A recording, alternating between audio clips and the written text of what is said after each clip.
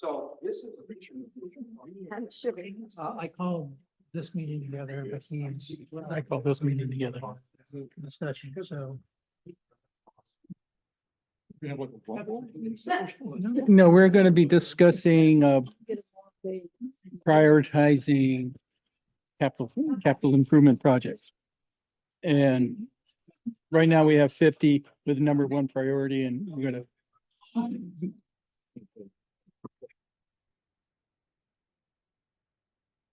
Good evening. Let's start the April 17th, 2024 joint special meeting between the Public Works Advisory Board and Citizen Finance Committee with a call to order at 5:32. Mr. Kolek, please take a roll call. Thank you, Chair Irwin. Board Member Goldman? Here. Board Member Beal? Is absent. Board Member Nava? Board Member Hill? Board Member Dahlgren? Board Member, I'm doing this by memory, Board Member, thank you, Gaffney? And I think that's all seven, but and Board Member Irwin, thank you. Five are here, we do have quorum. Ms. Conrad, please take the roll and establish a quorum for the Citizens Finance Advisory Committee. Thank you, Chair Peck, Here. Member Woody, Here. Member Dorfman, Here. Member Johnson, Here. Member Hubbardston, absent. And we do have a quorum.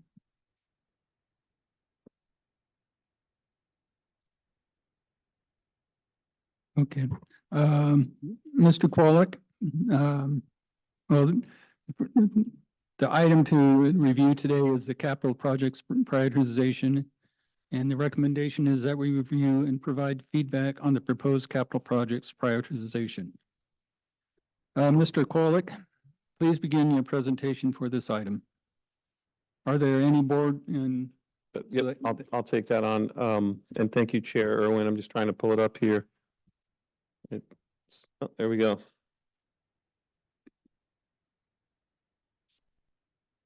So this prioritization has been an idea of ours for some time. And the main idea about it is really that we have a lot of projects and we've said yes to a lot of things. We've made some commitments as staff. There's a lot of interest from the community, from our advisory boards, and from the city council to take on certain infrastructure projects. And that's a good thing. That's a sign that people, want to see improvements and enhancements in the community to quality of life and to our infrastructure. But we are at a point now where we have a lot of projects, and so that's really the purpose of today's discussion, is to look at those projects and get feedback and input from members of the public, as well as from the Citizens Finance Advisory Committee and the Public Works Advisory Board, on whether maybe there's some projects we can put on hold, we can pause. Maybe there's some we don't really think we need to do. Maybe there's some that we absolutely need to accelerate that we aren't working on quickly enough. And it's really the staff's opportunity to offer realistic assessments about what can be done in what timeline. So I'll give a short presentation, and then we'll get some input. We can get the community's input as well. So let me make sure this is on. So capital projects, take one. I'm going to give two takes on capital projects. Take one, let's talk about ownership.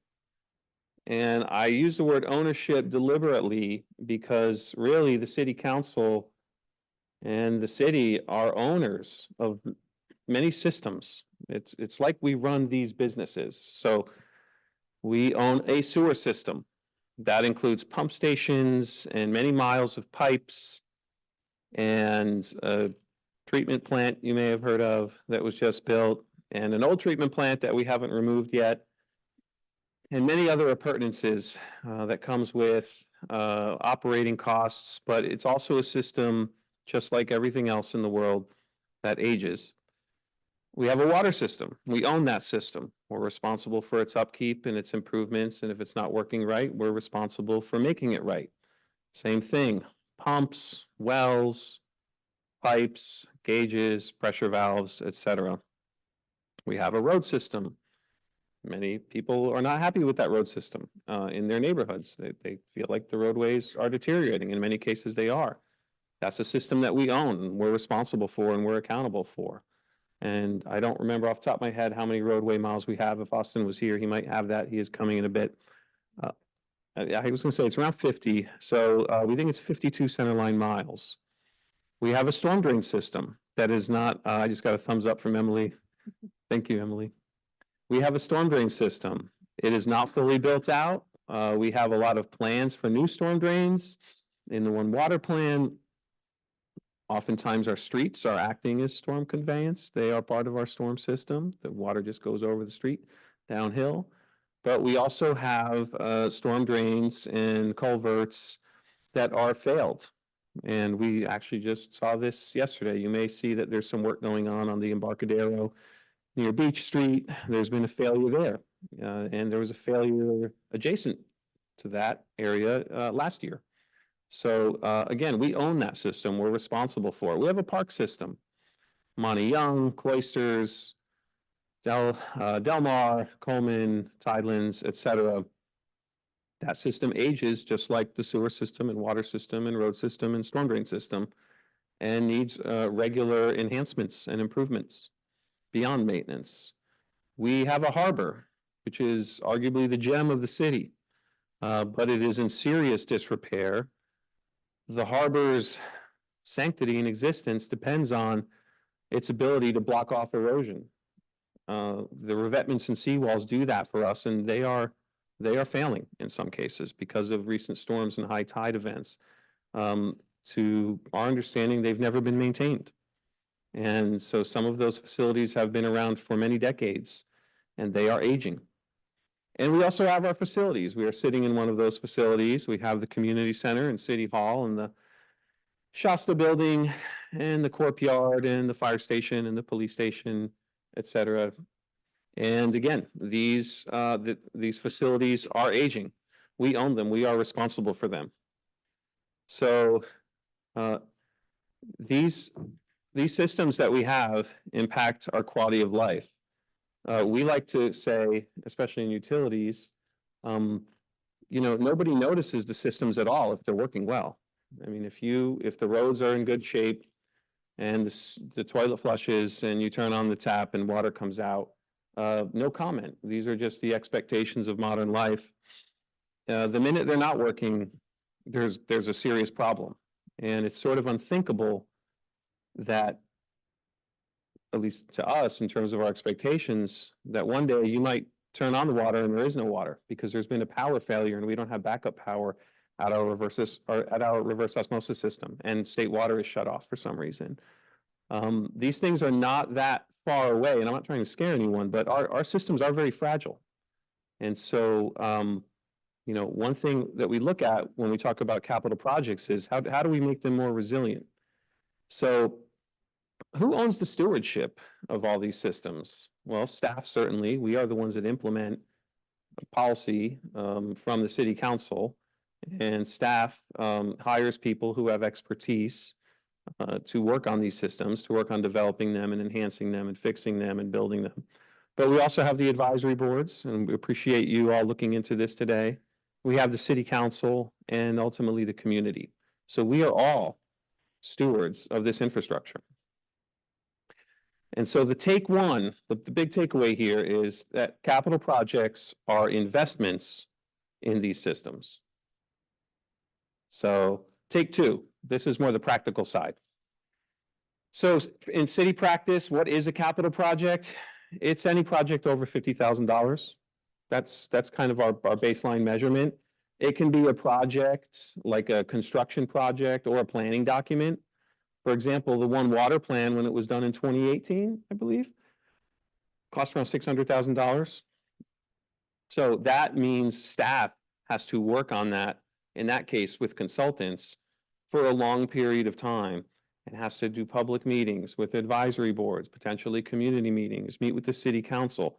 All of this takes staff resources and financial resources. One marker of a capital project that's different from operating budgets and operations is capital projects. If we don't spend the money, they carry over to the next year until the money is used to complete the project. And then once, if there's leftover money, then that money can be returned or allocated to a different project. That's different from our operations. So for example, if the fire department, or the public works department was going to buy hoses or some equipment and didn't buy them, and they weren't considered capital projects, and they didn't spend that money by the end of the fiscal year, that money goes away. They would have to ask for that again, or just not spend that money. But with capital projects, these are allocations that are really long-term. And I want to point that out because I think it's important to note that when we think about capital projects, we're not necessarily talking about what we're going to do next week or what we're going to do next month. We're planning for the future because these are investments. So that's take two. What's another perspective on that? We're usually talking about repairs, enhancements, or new construction of infrastructure. What's an enhancement? Well, we know that our city has grown, not much, but has grown over the past 60 years. Much of our sewer and water systems were put in 60, 70 years ago in some cases. Our city has certainly grown by then. I don't think anyone would disagree with that. The pipes were sized for a certain level of service in the 1960s. And that level of service has increased. And some of the pipes are just getting too small. And so they have to be enhanced. They have to be upsized. Maybe we have a park that isn't serving the needs of the community anymore or is outdated. That might be an enhancement. We also have repair projects, like many of you that were here 2 years ago remember near Cloisters when one of our sewer lines broke under Route 1 and leaked into the little ditch right by Cloisters development there. That is still a repair project. That's an active capital project for us. And then, of course, new construction. The fire department got a new building several years ago. We have a new wastewater treatment plant. We're going to be doing a recycled water facility project. So really, repairs, enhancements, and new construction is what we think of as capital projects. So those are the two takes.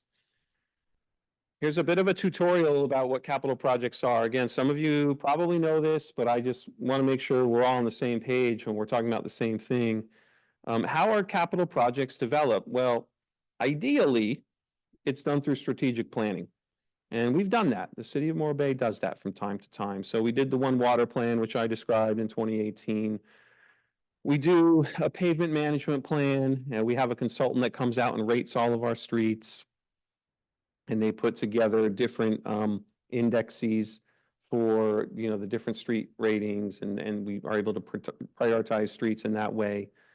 We just recently did the local road safety plan. The Public Works Advisory Board was involved in that. We had community meetings and an online tool on the website to look at safety issues and mobility. And we've done other planning documents over the years. And so typically when we do those planning documents, capital project ideas and proposals come out of those. And, if this were, Los Angeles or potentially even San Luis Obispo, we would do a lot of these planning documents, and then we would project out over many years what projects we'll need this year and next year and the following year, et cetera. All right. And so, for example, maybe we need a new police station by 2050, or we need new revetments by 2040, and we plan for that long term. Not every city does that. A lot of small cities don't do that. They don't have the time and the money. We're sort of in between. We've done some of these documents. We don't do much of them. Again, partly because we don't have the staff capacity and really the money to spend on plans that we don't always get the chance to implement. What we don't want to do is put together plans, then just sit on the shelf and we don't actually do the projects. And then 10 years later, we do an update to the plan. That's kind of just a waste of time. So we sort of ride the line on sometimes doing planning and sometimes not. Sometimes staff is anticipating failures or is aware of potential future failures in our infrastructure, and so we start proposing those as capital projects. One example, and it's not really on everyone's radar yet, but the Caltrans has let us know that the Main Street Bridge over Morrow Creek is being designated as scour critical. There are issues with the footing of that bridge. Are they serious right now? No, but we need a plan. You know, the bridge is not going to collapse. It's not in danger, but we do need a plan because infrastructure doesn't heal itself, right? It just gets worse over time.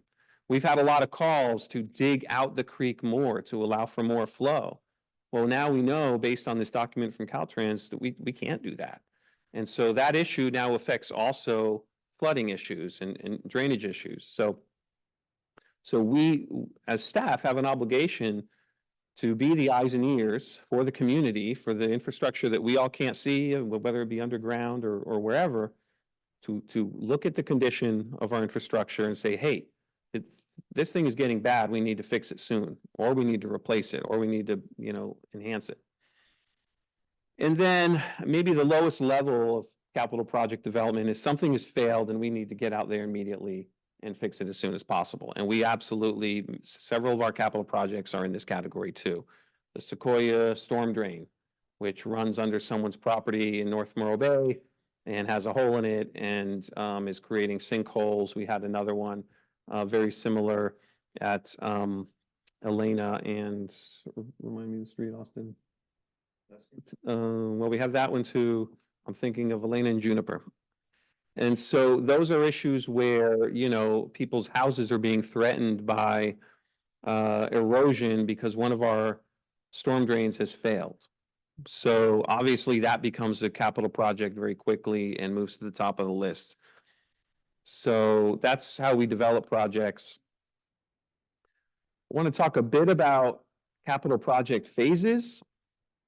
A lot of folks see construction and they think that's really what's involved. You know, you call up a contractor and get the job done. I wish it was that simple, but in most cases, and sometimes it is, but in most cases, the vast majority of cases, it takes a lot of early planning even before we have an official capital project that's even been approved by council or looked at by council. Staff has to engage in an early planning process. We have to have a preliminary design. That's really just like a sketch of what we want the project to be. We have to think about funding and budget. We have to potentially talk to community partners or members of the community. And ultimately, we go to the city council to allocate budget. And so that third bullet there, allocation, that's when now we have money to do the project.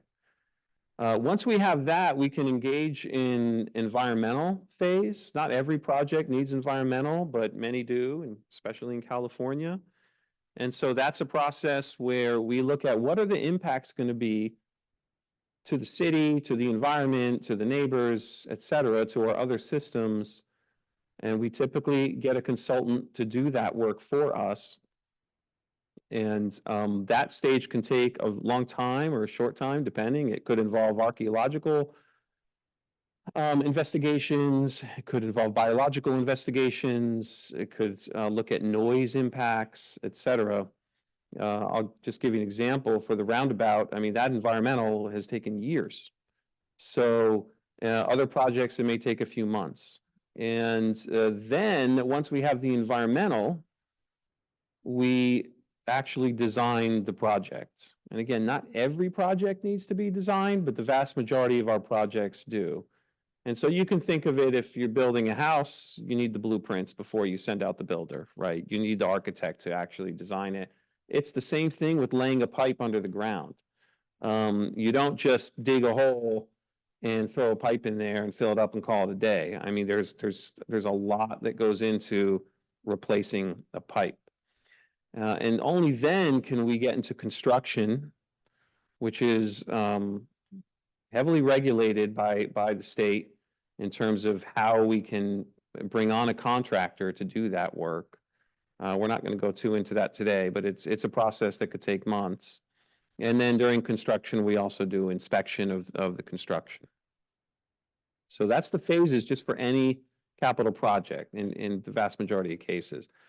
So we've got about 53 projects that we included as an attachment to the staff report.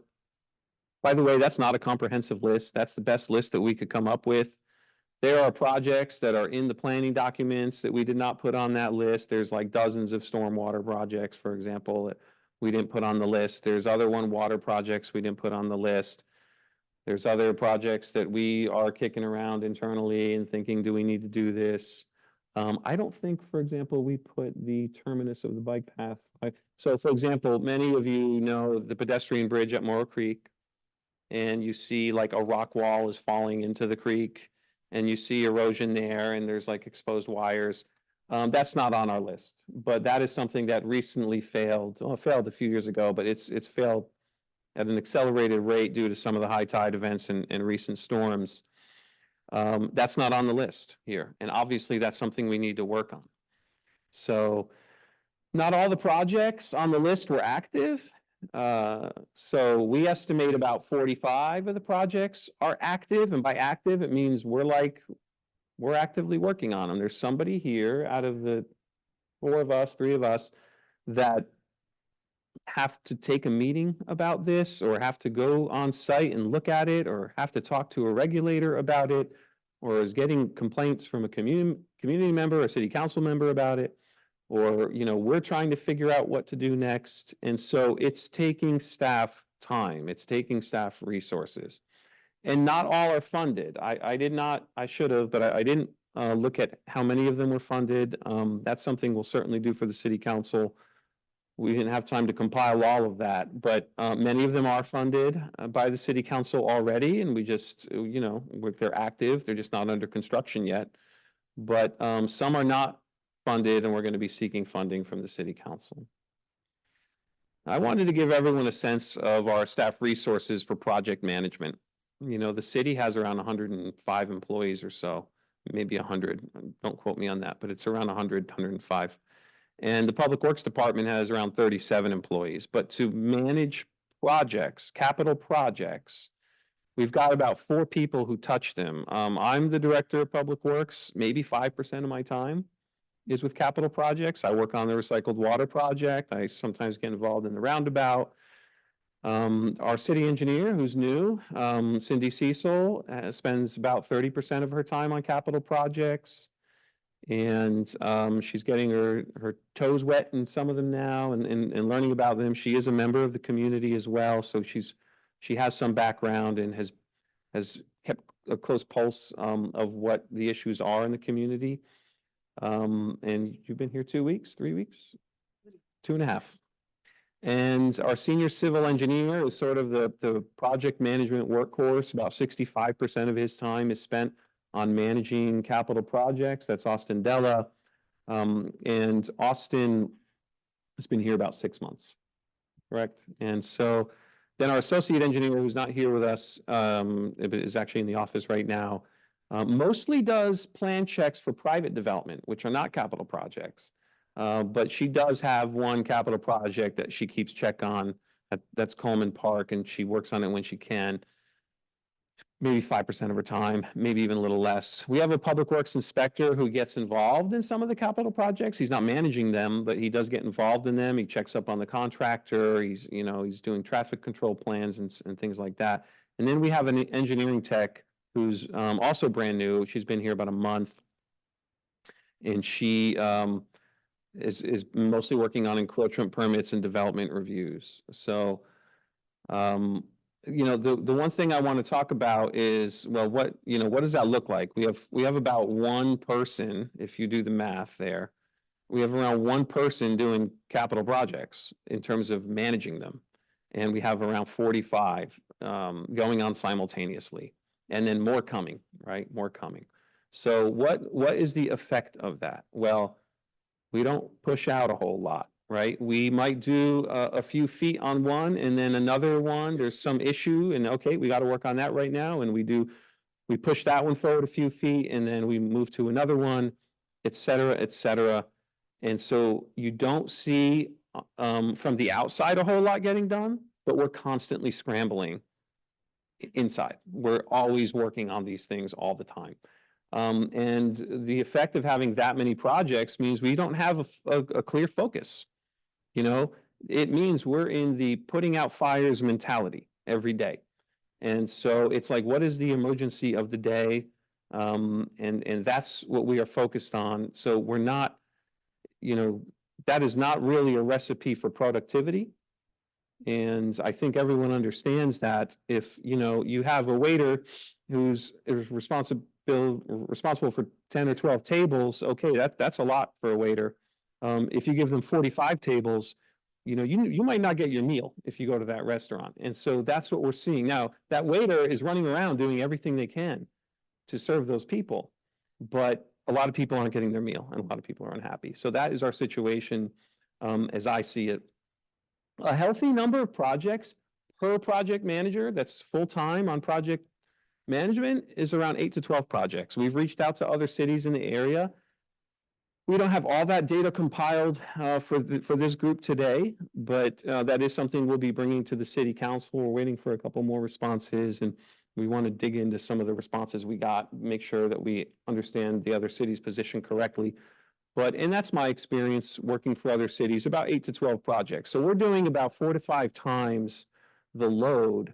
And, you know, so we get questions like, how come my street hasn't been paved? Well, you know, we have so much else going on that it's really no wonder why your street's not getting paved. I'll just say that.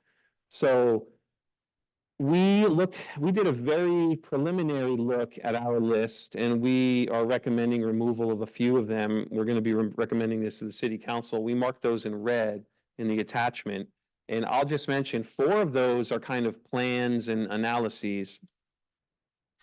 We wanted to do an active transportation plan. We did get money from the city council to take this on. If we were to do one, that would open up access to grants for the city. Grants are great, right? But our issue right now is we're successful at getting grant money. We're very good at getting grant money. The problem is we get the grant money and then we don't have time to actually do the project because we're doing other projects. So we're not really sure that it would make sense for us to get this plan and then apply for grants and then win the grants and then not be able to implement the project. So we're recommending to remove that one. We had a facilities condition and needs assessment that we actually got all the way to consultant selection, and we just felt, again, it's just going to be a time-consuming assessment, a valuable assessment, but time-consuming, and it will take us away from focusing on our capital projects. Same thing, one water plan update, and the one water plan from 2018 was recommended an update every 5 years. It's been 6 years. And so initially we thought, yeah, we should update that per the recommendation, but now we're pulling back on that because we don't have the time. And a transit alternatives analysis, that one's a little different. We are going to explore the idea of contracting out our transit altogether. So right now, a contractor runs the transit system, but we still manage it. Paso Robles, for example, just completely gave the whole system away to RTA. And they've had some success with that. And so we actually want to look at that route. Because right now, you know, we have someone, not on engineering, but we have someone who's doing all this data entry and, you know, counting up collections from the fare box, and it's just very minimal benefit of that. So that's why we thought, well, maybe there's not a need to do the transit analysis. We've gotten some requests from residents about the Surf Street pedestrian staircase. That's about, I don't know, 150 feet that way. There used to be a staircase there. It was pulled down, basically red tagged. And I don't know what promises were made at the time. Obviously, it would be nice to have again. But again, that is just a whole nother project that we could fund it, but we would never have the time to do it. The Beach Street slips, that's one that's being pulled. I don't remember the exact reason for that. I think that one came from Harbor. And then there's a constructed wetlands project that's been promoted by an advocacy group here where they take some portion of the old wastewater treatment plant and turn it into wetlands during the rainy season. Wonderful idea, beautiful idea. That's a whole project that would take a whole lot of staff time that would take us away from what we feel are our priorities to the community. So just to give you an idea, those are ones that we saw that were like, let's just cut those out. And before I go to questions, I forgot to put a slide in. What we're really asking for today from the PWAB and the CFAC is to understand, again, what did you see on the list that you thought should be accelerated, to be prioritized more? What did you see that should be removed or paused or rethought? I would just caution that, you know, we're in the mode right now. It's like probably 25 of these projects are high priority. And, you know, we've got around 45. We think most of those 45 need to get done. Maybe they don't need to get done this year, but most of them need to get done. And so we have, I know in our minds, some that we think could be picked out. But before we did that work, we wanted to hear from these two boards. So with that, I'll conclude my presentation. Again, I have City Engineer Cindy Cecil here, Senior Civil Austin Della. We have the Operations Manager of Water and Sewer here, and we're available for your questions. Thank you.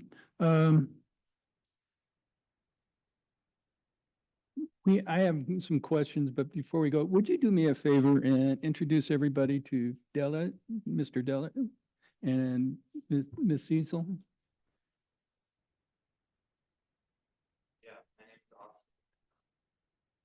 Yeah, my name is Austin Della. I'm a senior civil. Been working City of Morro Bay for about 6 months or so.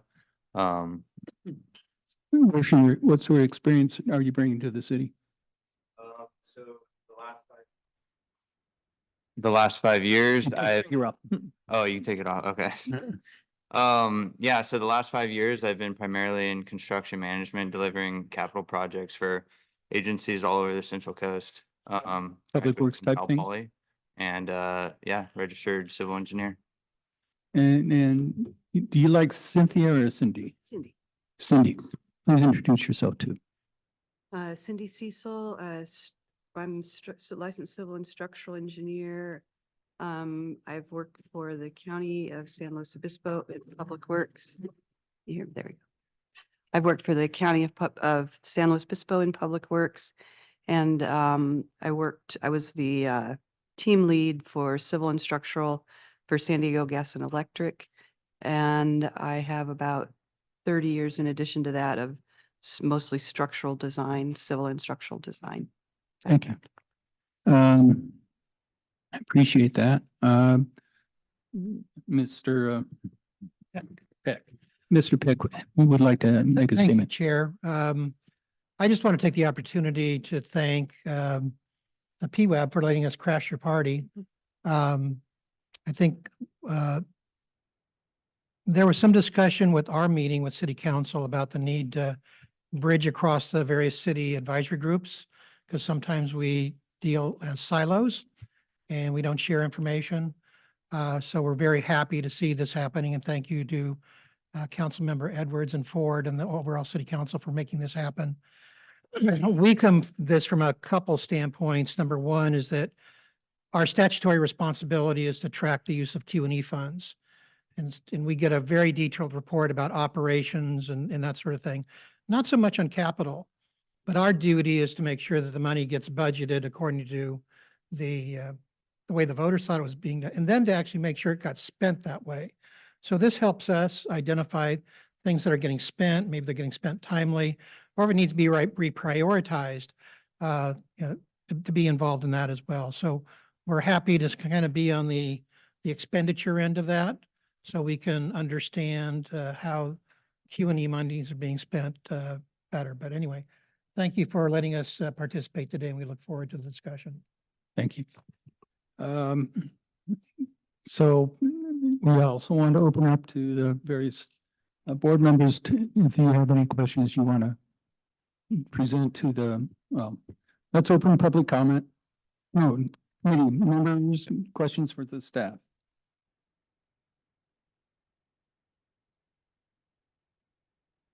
Greg, I have a question.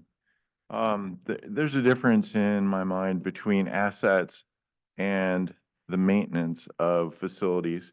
Has the city put together a list essentially of assets and potentially life cycle of assets in terms of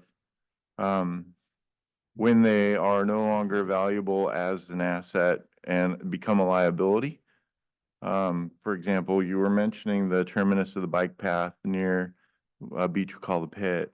And there's an access there that the Harbor Patrol and the lifeguards use to get to the beach, and that seems like an essential asset. But the landscape, the hardscape assets that are there, maybe those don't have the value and won't require the level of maintenance that, say, the lifeguard and the Harbor Patrol access has. So there's two different assets at that facility.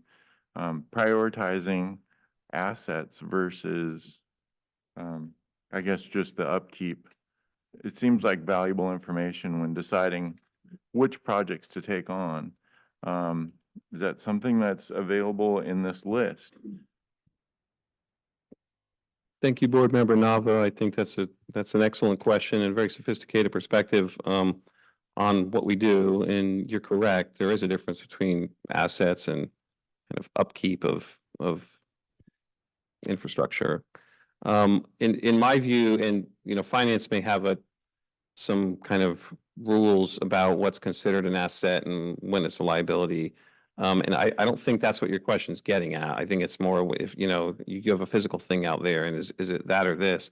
And so my view is that if we had master planning documents on our infrastructure, then we would have those identified and we project out lifespan.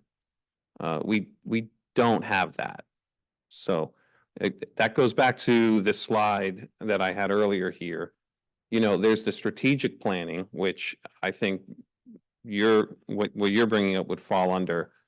We've done that for certain things, maybe not exactly in the way that you're describing it, but arguably the One Water Plan looks at that. It looks at more capacity though, not condition. So, but again, that's not really how most of our capital projects are developed. We're looking at where are issues, responding to failures. So that when we look at the failure at Morrow Creek, we see we got to do something here. Yeah, we need to protect that on-ramp there that Harbor uses. We need to remove the liabilities, and we're using the different term liabilities where a 13-year-old could walk out onto the edge of that pavement that's hanging off like a fingernail and stand on it and jump around and fall down, and now we have a liability. Now we may have a claim against the city. That's more where we're at. And I want to say that, again, I'm kind of repeating myself here, this is how a lot of small cities operate. I mean, it's not practical always for small cities to have these big, fancy capital plans. It makes sense for larger cities. They have the funding. For us, I mean, we have issues in our Q&E fund and general fund. We have structural deficiencies in those funds. And so to spend that money on planning is questionable if, again, we can't actually implement the projects. So, I think at times it makes sense and at times it doesn't. I'll just leave my answer there. Anyone else? Can you, I think, that's Derek Dahlgren. On your spreadsheets, you have a score ranking. And then you have this urgent unfunded, kind of like sporadically put in there. Can you explain to me on how you risk rank this and how the scoring came out versus what you were saying urgent needs funding? Sure, I can take a stab at it, and I might look to Austin for the urgent piece. But so we developed 5 criteria that we looked at. I'm going to do this from memory, but the first was project status. We wanted to know, did we already start a project? For example, if we're 80% done with a project, obviously it's a priority to finish that project, right? We don't want to bring a project almost to completion and then walk away from it. So project status was a consideration, and in that one and in all of them, we gave a score, 1, 2, or 3, and basically like low, mid, high. So in project status, if we gave something a 3, it means we were almost done with the project. If we gave it a 2, it meant we were somewhere halfway. And if it was a 1, maybe we didn't start it, or maybe we just started it, right? So we did project status. We did regulatory and funding deadlines. And that's a big one. You know, if we have a regulatory deadline to do something like a coastal development permit telling us we have to finish something by such and such date, obviously we have to do that. If there's a funding deadline that says we'll lose money if we don't spend it by X date, we want to do that. We don't want to lose the money. We have the criticality of a project. Is there a risk of critical failure? We had liabilities, like the example I gave about the 13-year-old jumping around on failed infrastructure. If we get claims against the city, now we're spending money because we didn't do anything. There was one other, that's right here. Yes, thank you. Preventative and regular maintenance. And what you'll notice too is that we talk about this in the staff report. We weighted those 5 factors differently. So for us, the regulatory and funding deadlines were high because we don't want to get fined by the state and we don't want to lose money that we've won through grants. And then I think we put the rating in the staff report too. Risk of critical failure was weighted high as well because we don't want our infrastructure to fail completely. So with that weighting, and those scores, we got a score, like an overall score for each project. And then we stacked them up against one another. And we didn't game this or anything. We just like put in the scores, and this is what it spit out, is what you see here. So the pink ones are urgent. Do you want to talk about that, Austin? How we came up with that?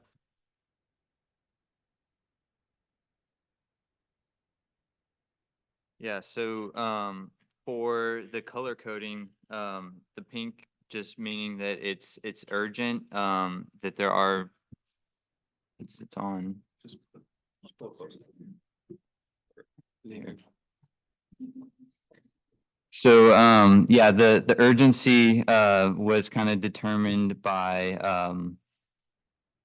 just time and needing to complete it. I can go through each individual one, or Say what makes something urgent versus not.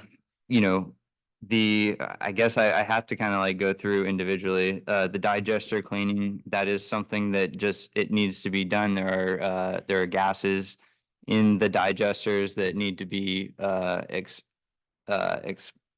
basically it just needs to be cleaned out very fairly soon. I mean, I don't. Yeah, it's a safety issue. Storm drain analysis, that being something that needs to be done quickly just because of the storms last year. Yeah, and also I guess those are part of the it was grants, or there was some other grant funding. Yeah, so that was a hazard mitigation grant from FEMA. And so in general, to answer your question, Board Member Dahlgren, I mean, these are typically safety issues, risks of flooding. I see one on here, there's a risk of a potential lawsuit. So they're urgent for those reasons. Derek Dahlgren. On some of these projects, like for example, the backup power for these sites, some of the water projects, can you combine those projects into a single project and then subcategorize it? And then basically, once you do that, it kind of ends up saving money, time, effort, bidding process, the whole 9 yards. Yep, it's a good call out. There are certainly opportunities on here to consolidate projects, do one bid, and just do one construction or one purchase. Sometimes we have that opportunity, sometimes we don't, potentially with the backup power. We're actually doing that with pavement management, our plan this year, because for those of you who have been tracking, we're about a year behind on our pavement management schedule. And so our goal is to catch up. And so we have some money to spend this fall, which is actually from this year's project, even though we're going to do it next fiscal year. And when we get allocated new monies this year, for next year, we're just going to combine those and do one big project. And that way we actually get better pricing on materials and we also catch up.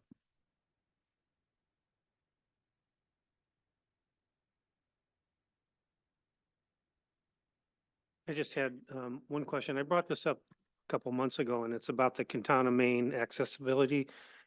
project that is funded, as I understand, for $37,000.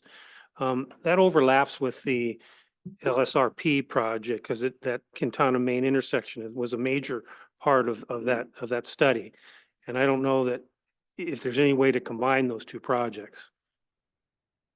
Thank you for the question, Board Member Hill. I don't know about combining them. So the LRSP implementation is going to involve several projects. And more likely what we'll do is look at areas, for example, that need crosswalks and say, okay, we've identified 6 crosswalk areas. We're going to combine those and do one project. We haven't developed any of the projects from the LRSP yet. The Quintana Main project is interesting in that actually we have quite a bit of funding for that already. So we did get $90,000 from Measure Q and E. We also got CDBG funds, and I'm shooting from the waist here, around 100,000. And I think we had 490 or so from SLOCOG. And so we already have a lot of grant money for that. One of the ideas behind the LRSP is that we develop the projects and we seek out grant money, but in this case, we already have that pretty well funded. I think my concern is that we're doing something that we're going to undo in the future. Meaning in the LSRP, there's radius changes on some of the corners and such, and if we're putting in accessibility ramps and stuff, those will be removed and redone. I see. I appreciate that clarification. Yeah, certainly when that project gets designed, we'll consult with that LRSP document. Let's see if I can have some questions too, Mr. Peck. Thank you. I guess one of my difficulties is that not all these projects are funded equally or implemented equally.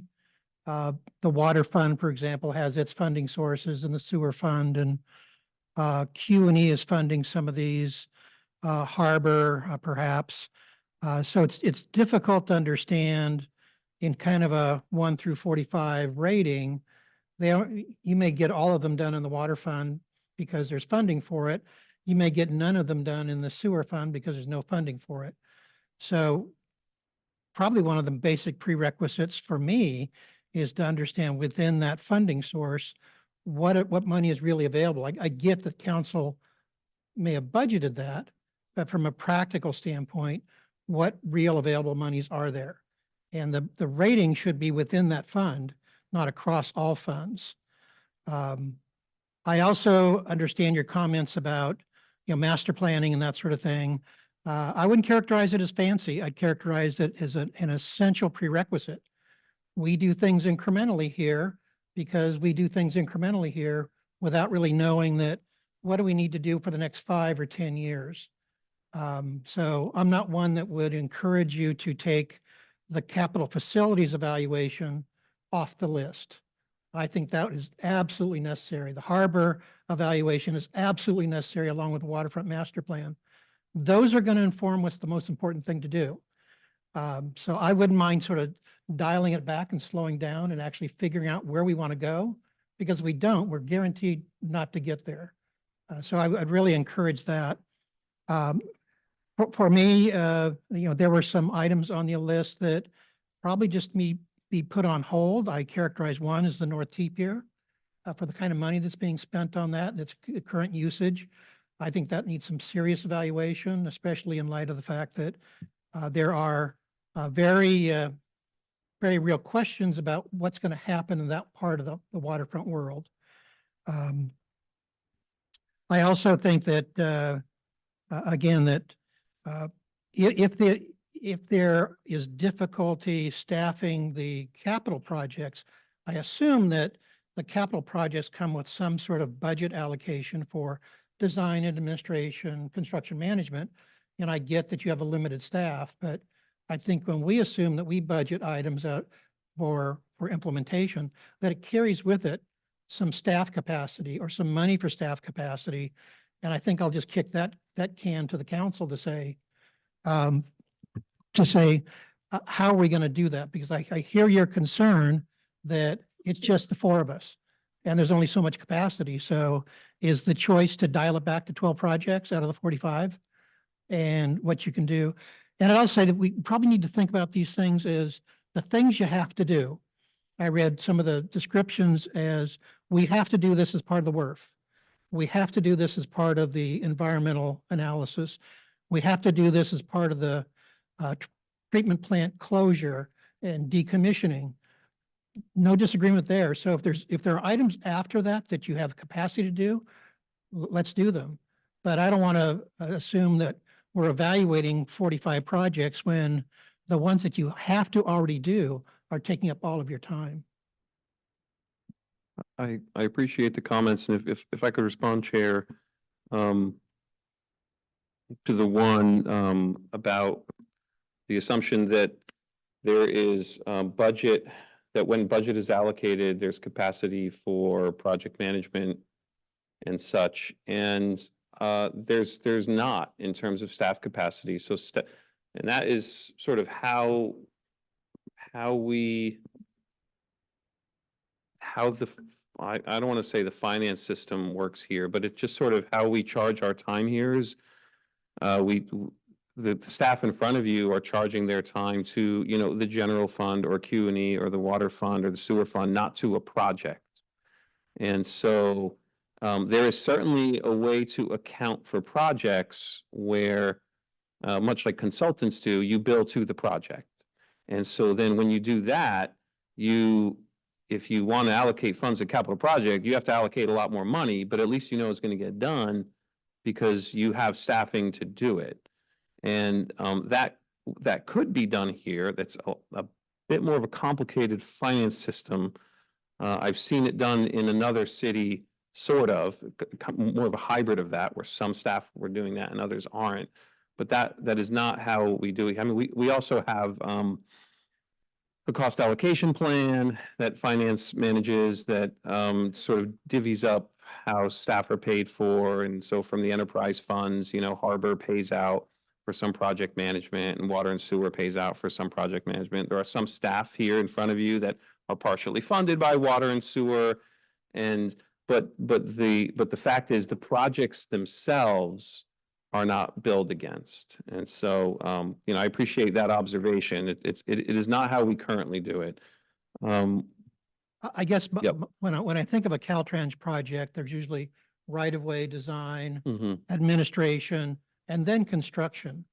So if the city isn't making an allowance for design and implementation in its budget, I think that's a key question, because I get that you have limited staff, and one choice is to only give you as much work as you can really do. The other choice is to use the money that comes in, provide allocation for contract project management, or another project manager that maybe goes away when the capital project goes away. But I think that's the only way you leverage the capital project. Otherwise, it's simply construction money that will never be spent. Thank you for that. And I just want to clarify, we do budget for environmental and design.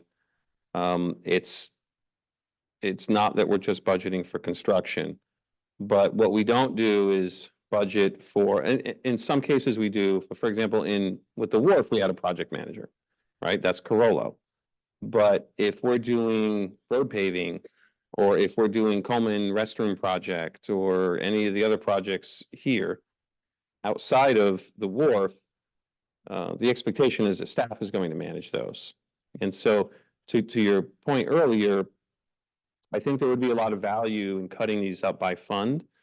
I think from one standpoint, it would allow us to see kind of where we're prioritizing our time and money. But on the other hand, it's the same staff that are working on all those funds. And because the bottleneck isn't the money, because we have a lot of money that's sitting in the bank waiting to be spent, the bottleneck is actually the staff. We don't have enough staff to implement all these projects, yet many of them are high priority. We can't just take them off. So for us, that's the issue. And so, what we need help on is understanding what is the expectation. Something I hear often, and I'll be frank, is, well, you guys are making your own decisions and calling your own shots on what you work on. And the community sometimes disagrees with the decisions that we make. And, right or wrong, that's the perception out there. We're laying it all out right now. and saying, what do you all think we should be working on? And if we are working on something that folks don't think we should be working on, we'll explain why we're working on it. But that, I think, is one of the hopes of this exercise, is we have very limited staff time to put into these projects. And we want to make sure that the community and the advisory board and the city council are heard in terms of what their expectations are.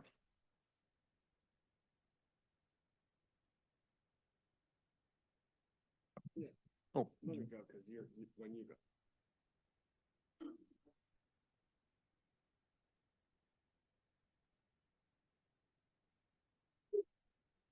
well, snooze, you lose, I'll go. There you go. I want to make sure, I'm sorry. Name, please. It's on the block. Michael and Woody with CFAC. Is that all right? Okay. Do me a favor, could you, I had a handful of questions. Elaborate more on what you were saying about lacking staff, because I don't want people in the community to misunderstand what was just said about lacking staff. It almost sounded like we have plenty of money, we just don't have enough staff. If we had more staff, we would be okay. I want to make sure that this is being communicated correctly and not misunderstood by anybody, because it's almost sounding like we have plenty of money. We don't have a budget issue, we just have a staff issue. We take care of our staff issue, budgets are fine. Thank you for that opportunity. I maybe spoke a little loosely on that question. What I meant was the city council, so when the city council allocates money for a capital project, it is pulled out of the big bank account and put in an account just for that project. And then it sits there until it's spent.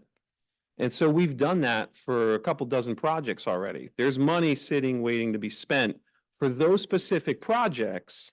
The bottleneck isn't money. I mean, there might be some projects where we're still underfunded a bit, but we could be looking for grants and we can be doing that. But we don't have the staff to spend the money to get the projects done in most cases. Yeah, and that's what I wanted to make sure we understood on this and was clarified for anybody listening to I this. is appreciate that. Yeah, that we have, you have buckets of money for different projects. And those buckets, individual buckets, might be ready to go. We just don't have enough staff time for that, but it doesn't mean we have enough money to fill all the buckets out there. Correct. Okay, just to make sure we understand that. The footings underneath the Morrill Creek Bridge. Forgive me for saying this, but this is the first I've heard about that. Or did I just miss the boat on this one? Is that a pretty recent one, or and I apologize, I'm gonna be embarrassed, but I'll admit that I'm wrong on this one.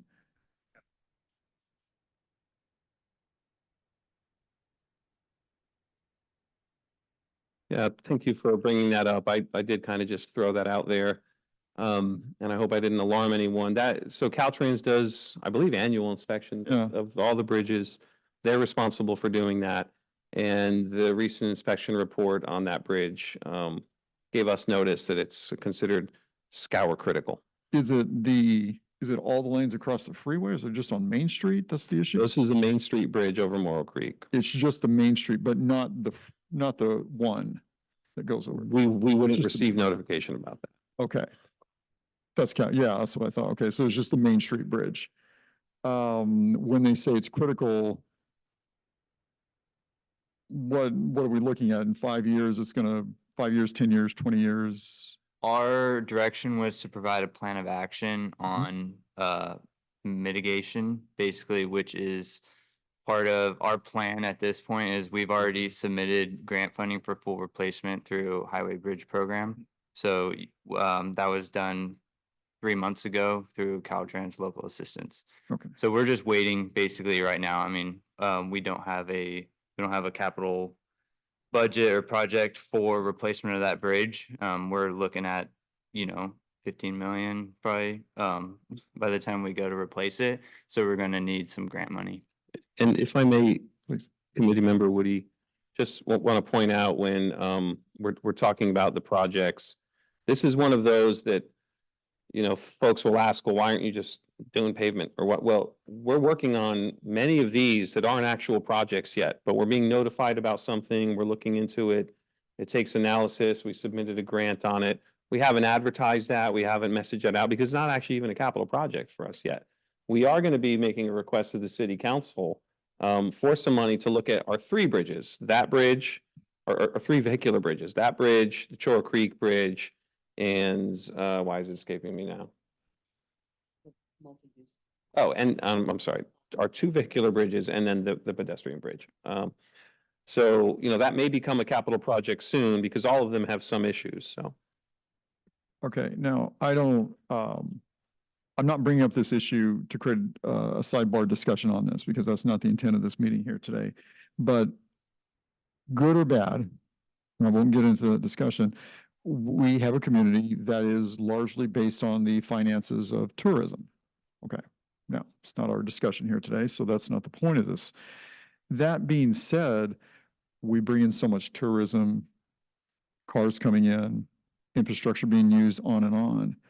Is there anything on the agenda that we know of that's going to be before the city council or before any of these groups that talk about what does it take in order to pass some level of taxes or fees or something, so the people that are coming in town and using this community as a tourism destination, which is what we have decided to do as a community, to make sure that they pay into taking care of this infrastructure. They're coming here and using our city and having a great time.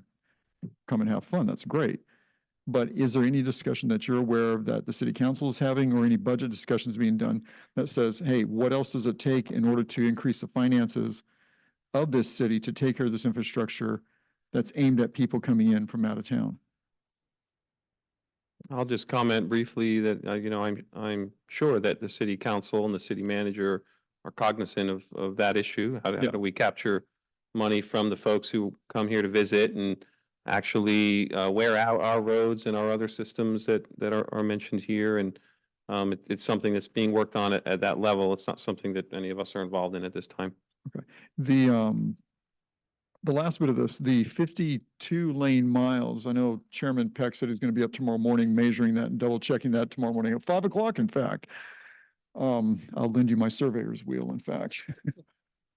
Of the 52 lane miles that we have here, what percentage are considered that we need to reseal, pay back over, get taken care of? Because this, you know, we throw out 52 lane miles and we know that there are some that are worse than others. We all know that.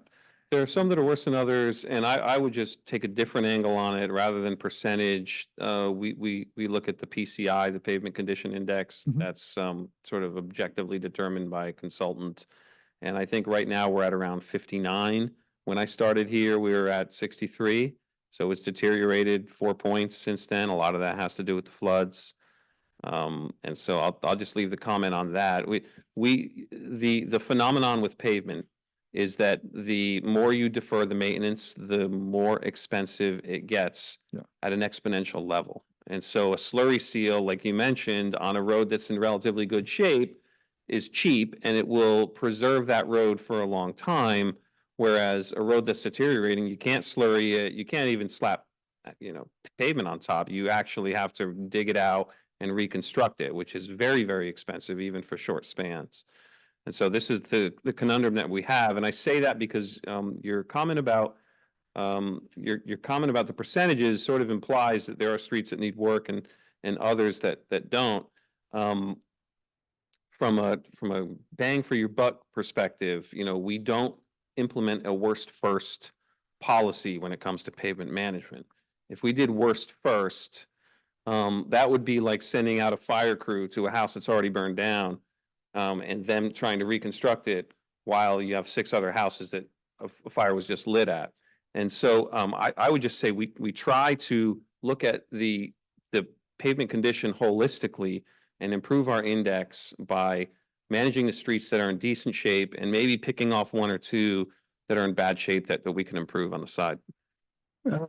So, the city website has a, you know, pavement management plan for the city available if you wanted to go take a look at it too. Yeah, that I have. Okay. So, yeah. No, and that's all I wanted to ask about. So thank you so much for all your work.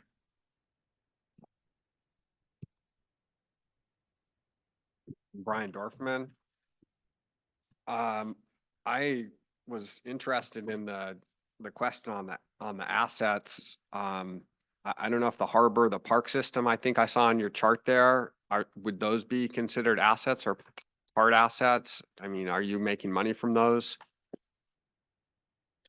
The city, sorry, not you personally. So in my view, all of those in my view, all of those would be considered assets. Right. There are improvements on those assets that need maintenance, but the assets themselves have a lifespan. We Right, may not necessarily be making money on some of it, but as you know, we do on water, sewer. right. And the park system? We make money indirectly on the park system if we have reservations, Right, but that money is cost recovery. right. So it's just recovering the costs that it takes to offer the service. Right. Unlike the other ones, though, that you need to get the funding for. Anyway, so Yep. that was just, and then confused on the Morro Bridge. Is that the pedestrian one down by the pit? Someone mentioned, because that's all like falling at. There's two bridges over Morro. There's the vehicular bridge, that is by Taco Bell on Main Street. Right. And then the Embarcadero. Basically, the one that we're talking about that is Scour Critical is the Main Street Bridge. And then I thought you mentioned though that by the pit that's. Yeah, so that bridge as well, that is part of, I think we actually added that to the list, as I think as an urgent one too. Yeah, Yeah, so, you mentioned the liability on it. And the reason I'm just curious about it is I don't think that's been around too long, has it? no, and So isn't that, I mean, just in terms of the scope of it, it would be great on these that aren't asset based, that if we have some idea of the degradation of it and try and troubleshoot with that, I'm sure you all wanted to, but how long's that been around? I'm going to say about 10 years. Yeah. And then, of course, I didn't want to leave without talking about, number 20, the roundabout. And I still try and understand how Q&E is funding that. And also I wonder, it certainly isn't broken and why fix it? And I have a lot of opinions about how you really run a roundabout with pedestrians and bikes and young kids and cell phones. And I understand you did all the mitigation studies and I understand that safety idea of roundabouts is they can only go, 35, 40. And then if someone does get hit, then it's not that bad. It won't be fatal, but it just doesn't, I just don't see where Q&E fits in. And I don't think it's the right location. Well, I appreciate the question, Committee Member Dorfman. I'll take the opportunity. I just want to call out that, currently the plan is not for the city to build a roundabout. The plan is to give that project over to Caltrans. And we can only do that if we complete the environmental document. And that's why we put in here roundabout environmental. But I understand this is a contentious issue and the community is split about it. We did community forums about it last May. And we definitely had opinions from all sides and very passionate opinions. And I appreciate that. And I'm on record saying I believe that's what makes us strong as a community, that diversity of opinions, because it pushed us as a body that has council direction to implement that project to ensure that safety improvements for pedestrians would be part of the project, which maybe otherwise wouldn't have happened had we not had all those passionate folks out there. So, I do appreciate the comment and want to let you know that I understand there are different opinions about that. Well, I think the reason it stands out is it's such a high percentage of cost relative to other capital improvements, and it goes under Q&E. And again, all the mitigation doesn't negate the fact that you're making a consistent left-hand turn and the pedestrians are coming out of the right. I don't know how many of you do the roundabout up by Morro Bay. I do it. I live up there all the time. And fortunately, there's no biker pedestrians. I took some of the council people out there and, someone comes out, they don't add up. You can mitigate it all you want, but it's just a bad fit. I guess I should qualify this. I spent a lot of time doing auto crash analysis. So the whole mechanics of the relationship between cars, moving bodies and people is something that I'm an expert in. And so, you know, if the school wasn't right there, bring on a roundabout, but I don't know that there's people there that are advocates for what's happening in such a dense area. Do you want to put a bridge over there for the pedestrians? That would certainly be safe. So, And- that's more of it. And so if I could just ask a point of clarification, would you then recommend that that project be removed? Yeah, I would. If I was asked and that Well- could be that for sure. I would have no problem with that. Okay. And not only that, I haven't met too many people. We storm drainage, the pit thing, I haven't met too many people who've complained about that. And I don't even know anyone who's waited more than 2 or 3 minutes at high traffic time. So for those reasons, it's for me, yeah. And the money part of it is just, and then you have staff that's understaffed and we're trying to take care of what locals are concerned about. I don't know that it's a local issue. That's what I don't get. I appreciate that feedback. And I'll just say on that note, and as a bit of a segue, I've heard kind of two removals, actually one pause for the T pier and maybe one removal for the roundabout.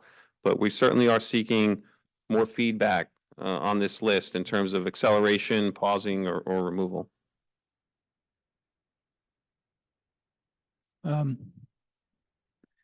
Jan, did you want to? I have a couple of questions. Just right, Nate? Jan Golden. I had another question, but just as long as we're on the roundabout environment, if you take it off the list, does that take it off of Caltrans list to do it, or will they still be doing it somewhere down? It certainly would take that roundabout off their list. I mean, I don't want to do too deep of a dive into this, but the funding there's really a low percentage of the city's funding going into the project. It's mostly going to be paid for by Caltrans and SlowCog. And so SlowCog is in the game for about 6 million. Caltrans and the city at the end of the day may be in it for $1 million. And then there's another $1 million in developer fees that we've collected that would go into it.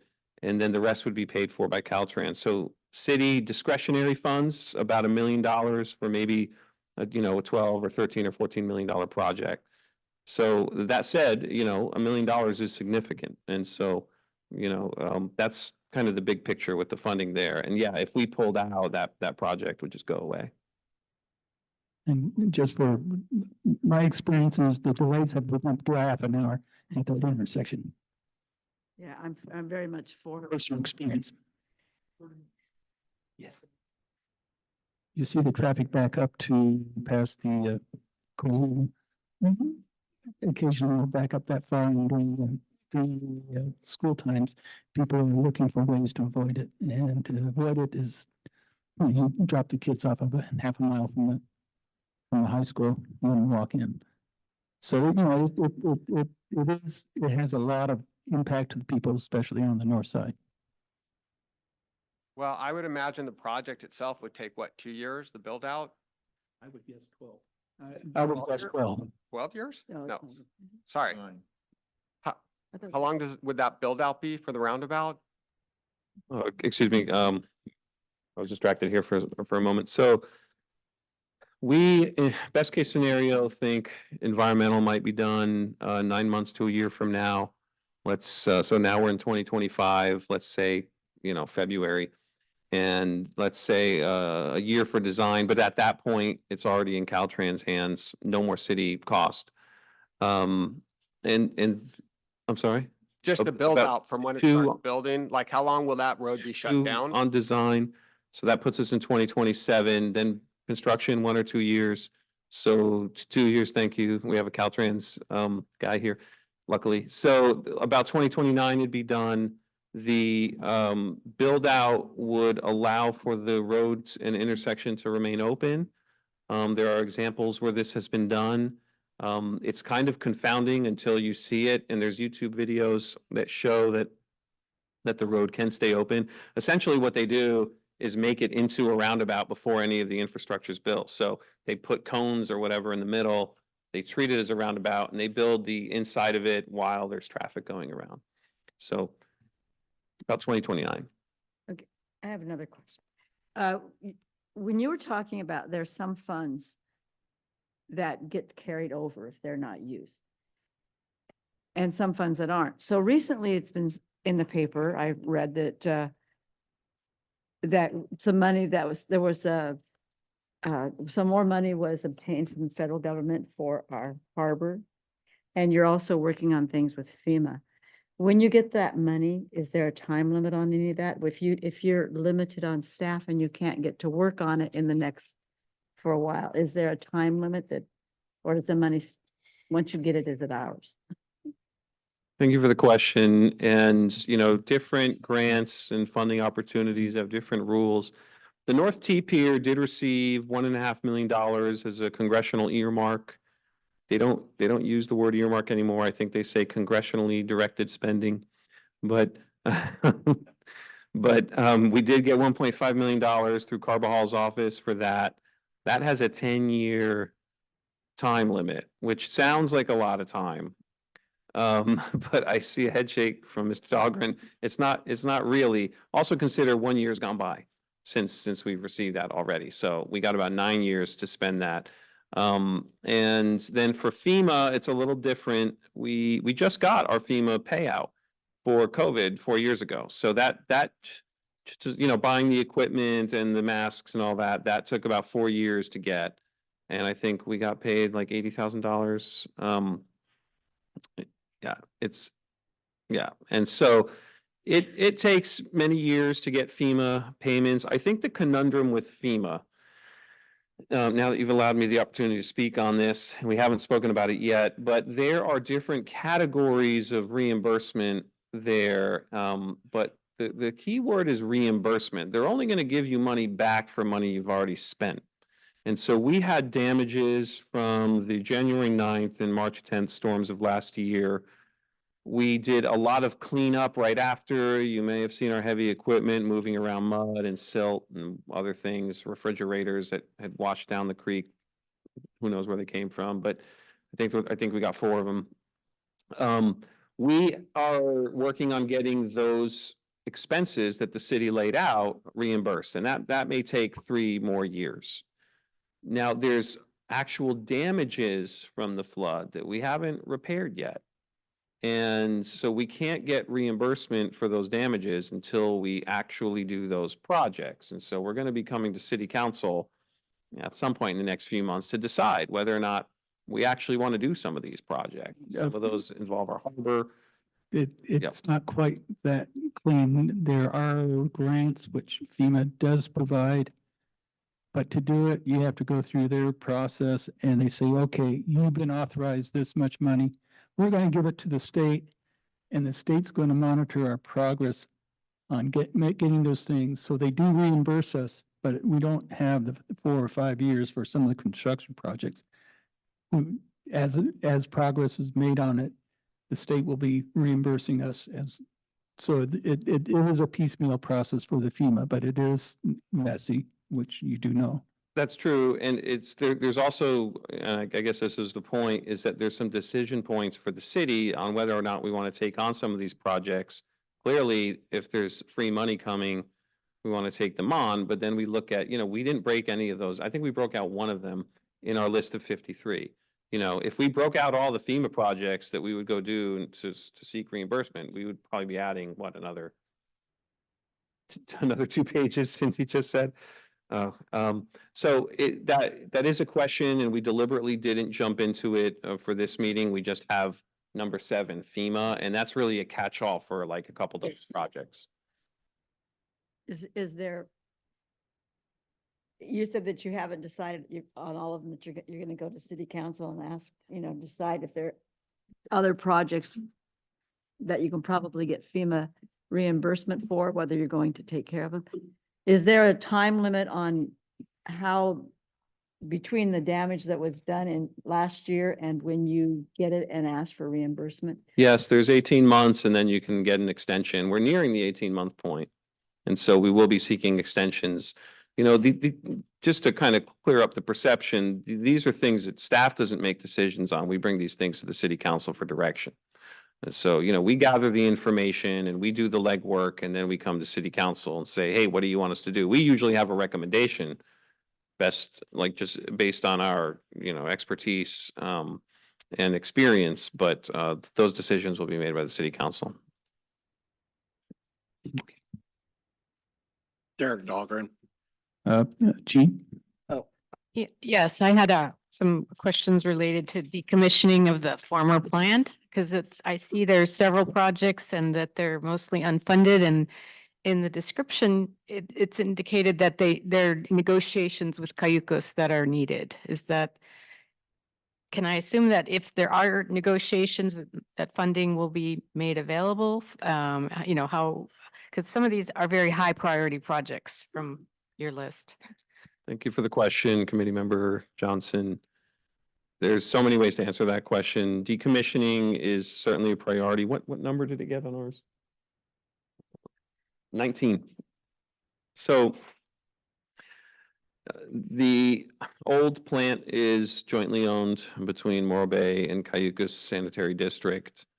Ideally, those negotiations would conclude before any work is done. It may not turn out that way.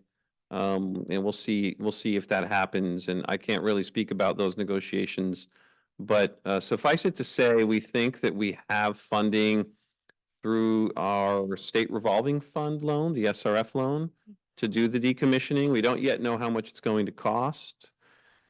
And there are deadlines for that. We requested an extension. So I'll back up. That decommissioning is required by the city's coastal development permit to basically build a new plant and move it off the coast. So there are deadlines for that, and those deadlines have passed. But before the deadlines passed, we requested an extension and received it. And we actually requested from the Coastal Commission a 5-year extension. And they said, why don't you just come to us and ask for it every year? And we said, okay. And they didn't seem to think there would be a problem with that plan. They'd actually prefer to do it that way. So that's where we are there. And again, I think we'll have funding in one of our loans. We'll probably tap into that for that work. So you don't need to go back to Cayucos and get the money then? I just was wondering if that was an obstacle. Well, there's certainly a debate that, that the infrastructure is jointly owned and that there's some shared responsibility there and for some financial participation. But, again, that would be going into negotiations, and I can't really comment on that. But we will see how it plays out. But regardless, it's the responsibility of the city to take lead on that project. Okay, just a second quick question. I just saw that SLO got named a disaster area today or yesterday federally. Does that open up anything for you? First time hearing that. Is that It was in the Tribune. Okay. I didn't catch that. Was that for a With recent storm? today's or- paper, yeah, Okay, I'll take a look. okay. My understanding is that more FEMA funds will be released, but it's very new, so nothing particular yet. Okay. And then I had a few more questions too. This is John Owen. FEMA, Greg and I have had some extended conversations about FEMA and how FEMA sets up things. One of the expectations FEMA had was that the finance department would be responsible for somewhere between 30 and 40% of the effort. Instead of having registered civil engineers doing it. And the expectation that FEMA had was you'd go to either a contractor or a temporary person whose costs would be fully refunded, but you have to find the person, which I understand is kind of like a magic trick in itself. So there are some things in this list here which my experience, like FEMA kind of expects the finance department to be in charge, but there's no way you can do it from Greg's conversations, but it just, there's a process that they set up. The other thing I've seen is anything environmental, most places I've worked goes to the planning department. It's not run through the public works department. I'll comment on those two items if I may.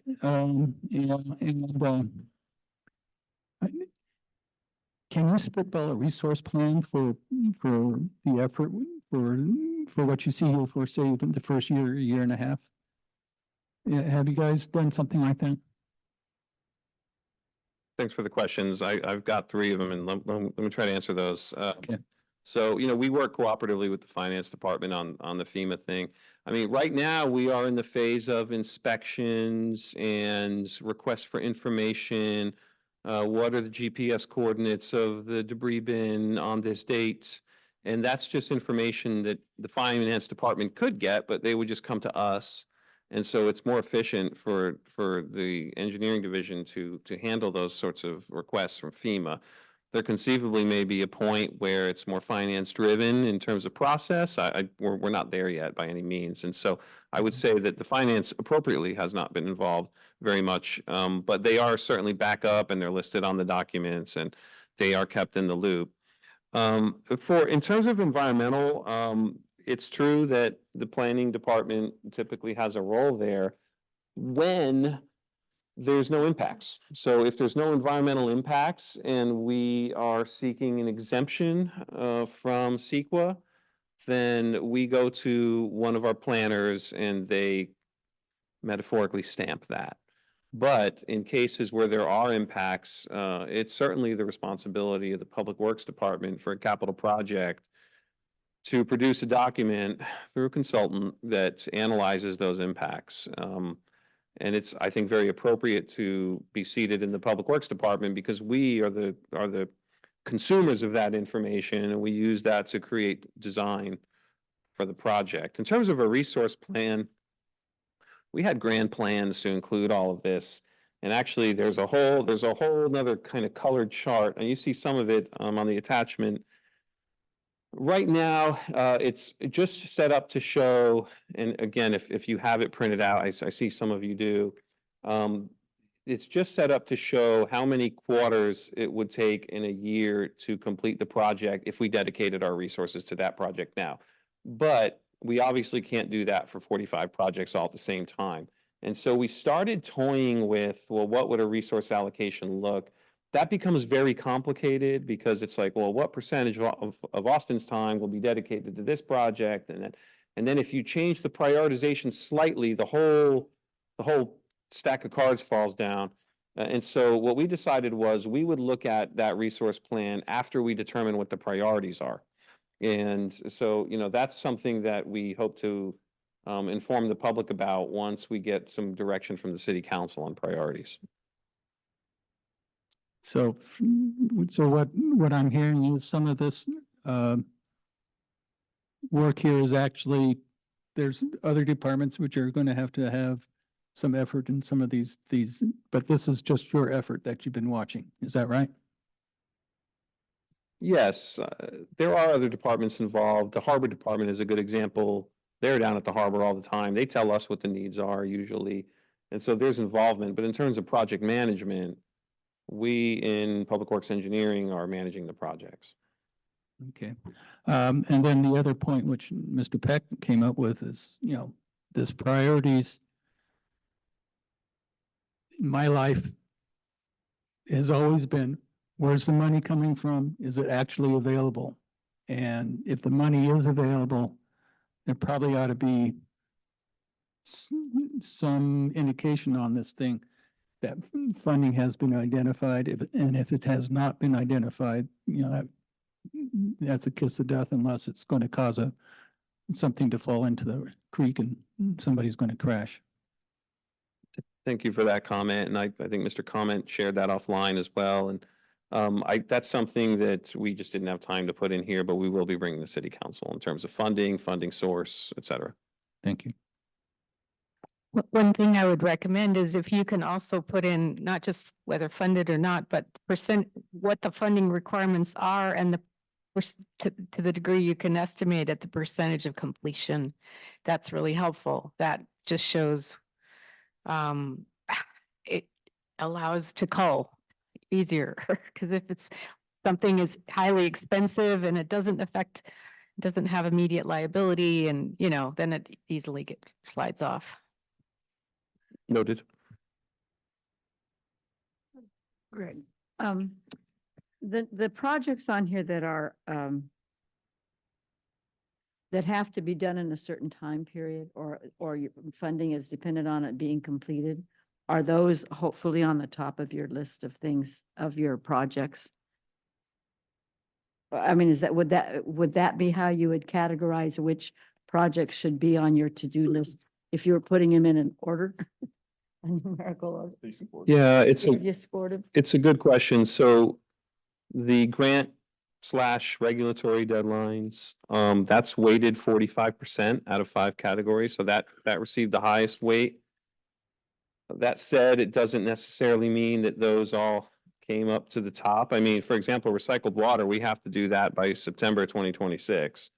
And there's a lot of work to be done there. We haven't even started design, and it's number 21. So, no, not in all cases. We're also not running up against any super tight deadlines in this moment. The things that tended to rank high were issues that were at risk of critical failure.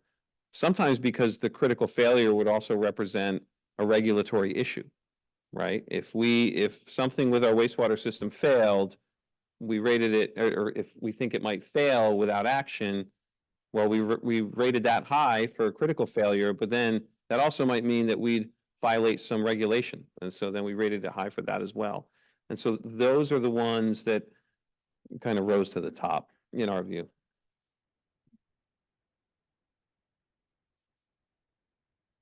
Um, On your, what is your true capacity of projects? You know, you got 45 here. What, and on your staff, what can you do comfortably?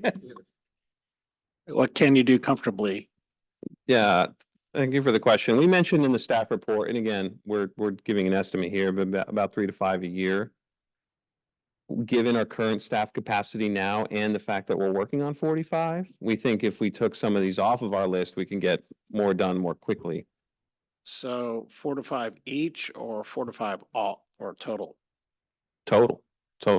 Oh, If we have the workload of 45, because we're spread out. yeah, I came from the private sector, so I have a different workload concept, so. So I guess coming from a high level, do you have this all risk ranked? You know, the ones that you're working on, what you can get done? Because always you're gonna have projects finishing up, close out, then you move on to the next one. And when I was working, I was always had multiple capital projects going, always had closeouts, and always had front end loading. And so I knew as I was rolling those projects off the bottom of that list that I had other stuff coming in. So realistically, should you be looking at, okay, this is the block of work I can get done. This is the highest to the lowest. And then as those projects start coming off that list that are finishing up, then the next one comes up into the lineup. Thank you for the question, and I think you point out an important point is you want more projects than you can handle because then you will have work as soon as some of them are done. And or if a project falls through, then you have another one to pick up. I would caution against comparisons between the public and private sector. One of the major differences is we as staff are not in full control over our workload. And so we are not always in control of what the priorities are. Things come up that we can't say no to. There's expectations of the public that, for example, if they send an email with many questions, that we answer those questions, even if they're not related to the projects we're working on. There's other issues that come up in other parts of the department that our staff have to respond to. And frankly, we could be working on something that 1 year we have council direction to work on it, and the next year we don't. And so we start working on something and then we turn it off. And so I just want to kind of point that out. And that's why when we say, Cindy's time might be 30% dedicated to project management, it's because of of all this other noise that we spend a lot of our time on, that it isn't actually related to the capital project implementation. I'll just share, I have a cousin who's not watching tonight, but hi, Bobby, who is a project manager in e-commerce, and they have a weekly meeting with their clients, and they talk about what expectations are, and they're very frank about them. And he shared with me that they have a process, I don't remember the name for it. The client may ask them for some new scope item, and their first response is, this is private sector, is okay, we can do that. What would you like us to remove? We don't have that option at the city. At the city, we take on new projects, and this is sort of the result, is we've just had new projects and new projects and new projects, and there hasn't really been a check on, well, what can we actually push out? And so, from that standpoint, because we're so spread out, we just don't get to focus on one or two projects. And what happens is we may have something with a regulator that comes up and, oh, this person called. Now we have to jump on this. Well, I was going to do this other thing today. I was going to try to get this RFP out, or I was going to try to get this bid out. Can't do that today. We have this other issue come up. And so it really is a question of just not enough hours in the day to work on it. I do, I understand exactly what you're talking about. Believe me, because most days I've gone in the office, believe me, it never came out as planned. I do have one more request. Could you explain how, say, number 1, digester clean got a score of 2.9, and say number 10, Morro Basin Wellfield Rehab got a score of 2.3? Yeah, it's based on the scores that we gave for the 5 different criteria. So if digester cleaning got the highest score, that means it rated the highest in all of those 5 areas. Whereas, the wellfield rehab would have just gotten maybe 1 less point on one of those. It's still rated very high. We didn't actually provide the scores here, but like the first 20 of them were all high. They were all very close. And then it starts to peter off. So So how did you assign the score 2.9 and say 2.55 to the? I don't think we have the breakdown with us here, but so. There is a process you followed though, right? Yes. So for each of the 5 criteria, we gave a score of 1 through 3. Mm-hmm. It's kind of low, mid, and high. And then each criteria was weighted differently based on importance. So a regulatory deadline was more important, let's say, than a maintenance concern. Okay, so you had weighting factors Yes. to come up with these. Okay. Do we want to open up for a public comment now? Or we have any more questions? Are there any comments from the audience? Thank you. My name is Bill LaFay, Greg, in CPAC and Public Works. One of the things, I was on the Harbor Advisory Board for 7 years, and at that time, the harbor did their projects, managed them, got them done. Parks and Rec also, I believe, did their projects, managed them, and it seems now everything is going to Public Works. And as we look at the chart here, 53, it seems like the staff time is what is the real problem, not so much the money. So why can't we take 10 projects you have on your list here from the harbor and parks and facilities, let the harbor, let the parks and facilities do the management, do the projects, and get them done if their money is there. That would solve at least 10 projects of the 53. Project number 18, Coleman Park. You have money in the account right now to do a restroom. Let's do a restroom. Let's forget about all the rest of the stuff there and get that done. Also, what's not on this list here is the boardwalk. It's uplifting, it's uneven, and it's falling apart right now. Let's fix that, get the bathrooms fixed. Right now, the rock bathroom is broken. If we do a bathroom in the Coleman Park, it will take a lot of the overflow from the rock. And I think it would suffice the public and the tourists, but let's just get it done. So, but also, I don't know if you can do that, but consolidate the rest of the 103 employees instead of your 37. Let them be part of this whole process, and maybe we can take some of this stuff off the list. The other thing too, I believe the Beach Street slips are being done right now. I could be wrong, but I saw them being done.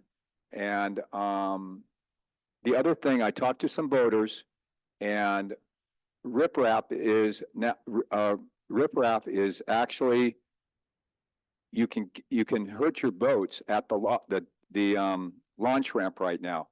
And we had a plan to just repair that, or I think it was $100,000, and somehow that got thrown aside. I think we at least should repair it as opposed to, just let it sit there until we are going to have a problem with a boater that gets their boat damaged. So that's all I have to say. And I think the things you haven't read, you probably should eliminate them. And my feeling on the trash cans, let's forget about the trash can study. I'll buy you some trash cans. I already bought you 3 of them, and we can continue to fundraise to buy those blue trash cans all along the Coleman Park. The Friends of the Morro Bay Harbor Department purchased 3 trash cans. We had no trash cans in Coleman Park area where they parked. And I assure you today that I can probably get another 5 to 10 trash cans, all blue, made in the United States, that will last for a long period of time. So I'd say eliminate the trash can study too. Thank you.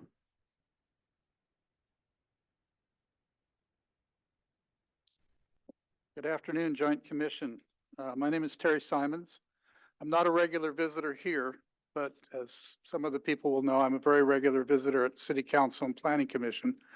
I came today because I've been admiring Greg Kwolek's work for the last several years, and it was exciting to see a new direction in prioritizing projects in the city. I think it's something that's been lacking.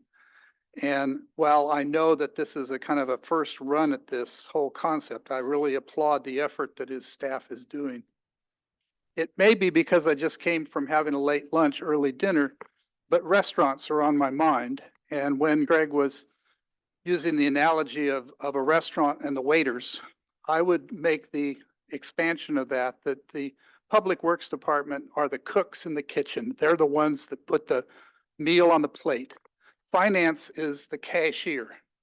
I don't know who the waiters are, but not to degrade the analogy, if you have a giant crowd suddenly show up at your restaurant unanticipated, like a major flood or a huge public works project way beyond the capacity of what the city has ever taken on, and you don't have the staff to really handle it, it's a bulge in the snake.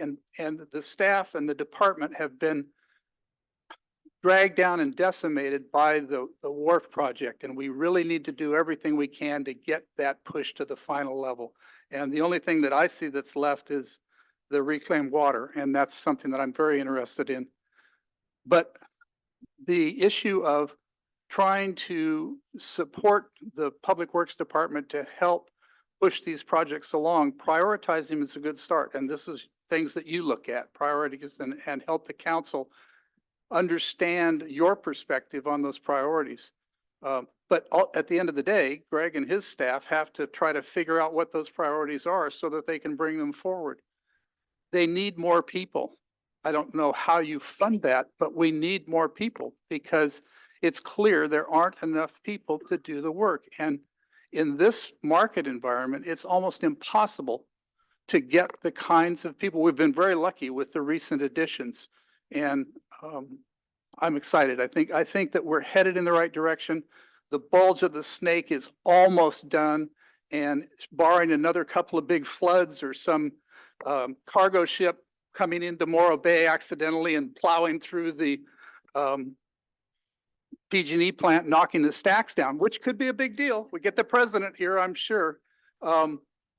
I think that we're going to get this under control, and I applaud the efforts that the staff has done so far. I have about 45 years of general engineering construction experience. about 10 years of that was doing specifically public works, and we did about $100 million a year during that. I had a 25-person staff, and at the peak, we had about 600 people out working, doing stuff. So I know of what I speak, and I'm excited that we're getting to the end of the wharf. Thank you. Thank you.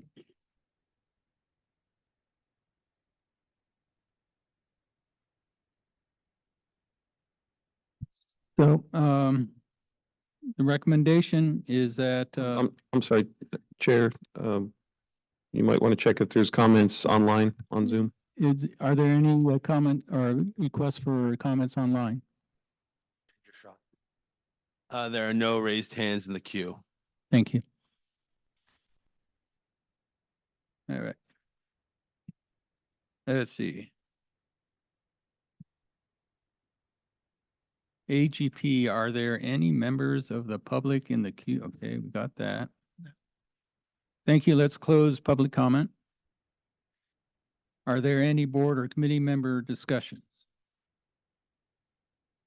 And I would just add at this point, I did get some feedback from a member of the public. His thoughts on some of the projects. I got a couple of comments on projects from the group in front of us, but yeah, if anyone else has comments, we would love to take them, and we'll be mentioning this in our staff report to the city council in May. The comment from the audience about requesting more staff probably needs to be brought before the council too, in order to more effectively meet the requirements of on your department. Do we have any other discussions that we want to bring up? Chair Irwin, I would only make the following observation. I certainly appreciate the dilemma that Public Works is in. But each and every one of the projects before us to prioritize was submitted to the council and CFAC and PWAB. So I think that's the point when the staffing ought to be figured out, so that we don't probably end up as we are now thinking, which ones of these things aren't we going to do? Or how do we figure it out? Because some of this is just managing expectations. If we fund a capital project, creates an expectation by the council and the rest of us that maybe it'll get done very soon, but if there isn't staff capacity or consultant capacity to deliver it, maybe that money just ought to go in reserve until we know how to actually implement it. That's true. Do you have a way to identify schedules? So basically, with the staff that we have currently, can we get, say, through can we get through 9 projects if we divide by 5, or is how would that work? It depends on the projects. I mean, some projects we can do relatively quickly, like bocce ball court, and there's probably 30 of them on here that are multi-year projects, nutmeg, tank replacement, or we're looking at alternatives to that. That could take years. And so I wouldn't want to commit to a number of projects per year because they're all so very different. But I would say that our options in terms of staffing are, or this issue with prioritization are like 3. One is we put projects on hold and focus on certain projects. 2 is we get more staff. 3 is we just accept the fact that we're going to have to pay more consultants to implement the projects. And that's really it. And I want to be clear that one of the reasons we're here today is because we want input from these boards that we'll take to the city council on which shouldn't be priorities. Because again, staff doesn't want to make these decisions alone. We deliberately mentioned in the staff report that community priorities and expectations are not for staff to judge. I don't know what the community, I have a sense of what the community wants. I know everyone wants their roads paved, but it's really the job of the community and the advisory boards and the city council to tell us as the community's representatives which projects are a priority. And so that's what we're seeking. Yeah, and so when I look at your priority here, it's basically reasonable. I don't have, I assume you had a process where you went through and rated them. So I guess the question I have is, the priorities are fine. How do we manage the priorities, whether it's 10 at a time or 25 with some dragging out? However you end up dealing with those things there, but so you got sequencing and then you got you know the rate that you actually work on the projects may be delayed. So you may want to be able to tell someone what ones need to be sequenced and got to right away and which ones are amenable to being broken into a multi-year type projects but I can't judge. I can see that the way you've put it here, but there are there projects in there which could be delayed and or spread out, so you deal with the stuff there. So say and I still can't remember your senior engineer's name. Austin can, he needs to know which projects we need to push and to be ready for and don't want to see delays in, and which ones are going to be processed as time is available. I appreciate the comment, and it sounds like we'll include a discussion about that to the city council Yeah. and perhaps even give them explicit options. And that also should reflect the fact that we have, if the funding is available, or if it's not, if funding is available for something, that probably ought to be identified on this priority list too, so they know.